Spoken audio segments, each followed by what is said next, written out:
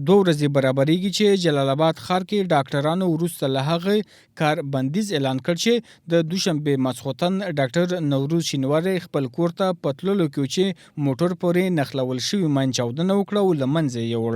د ډاکټرانو د بندیز عامو خلکو او ناروغانو ته ګڼې ستونزې راولاړې کړي دي. د ولسوالیو او لرې پرتو سیمو خلک او ناروغان وایي دوی له کلو ښار ته د درملنې لپاره راغلي، خو په خبره له پرونه تر اوسه په دې نه دي توانېدلي چې د خپلو ځانونو او ناروغانو درملنه وکړي. او دلته راغلي پرون وروره ګوله دا دواخانې ټولې بندې دي او ډاکټر وژل شوی دی او نه پوهېږو پرون همدلته یو اوس به دې نه بعد بزارکت به کوو نو بېرته کورونو ته به لاړ شو. لا تر اوسه خو ډاکټران نشته، مریضان به تداوي شوي. د املا کې مې تړک شوی ودرېدی نه شم او نشته څه خبرې دا مشکل به څنګه شي. پیسې مصرف شوي بیرته چې ځم او دا مال نور مشکل دی. او دا مریض څه مریض دی؟ ګاډي والا نو څه چل وکړو مریض په غاړه څنګه وکړو؟ دا مشکل دی. مشکل دی وکړو نو خو موږ څه خبره څه چاره وکړو؟